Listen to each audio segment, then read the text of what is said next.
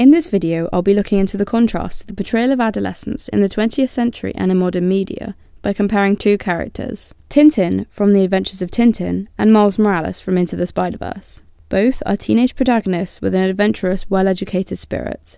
They have similarly become role models towards the younger audience and considered as heroes. The two characters display the political and psychological values of their times, with contrasting qualities, demonstrating a different representation to their younger audiences. Tintin is the protagonist of a world-famous comic book series, a smart, intelligent young reporter who travels around the world and always stood up for what is right. Tintin became a significant part of education for most young children during and after the war, where it was essential to appeal to the psychology of 1940s children. Therefore, he developed into a very didactic character. Tintin is described by his creator as heroic and perfect, displaying many outstanding features: generosity, excellent people skills, and consistently doing the right thing. His unflawed character creates an unrealistic expectation towards adolescents. His lack of background and development throughout the series allows the audience to escape history and idolize him rather than relating to him. This sets an example towards the audience, painting him as the model teenager. Miles Morales is a teenage protagonist from Brooklyn, who takes on the identity of the comic book hero Spider-Man. Miles, much like Tintin, is an intelligent, idolized character, where he is presented as inspiring and heartfelt. However, he expresses personality and growth throughout the film, where you see him struggling to do his best. This allows the audience to connect to him through his flaws. As stated by Chris Miller in a documentary with IGN, he's not just a generic avatar for everyone.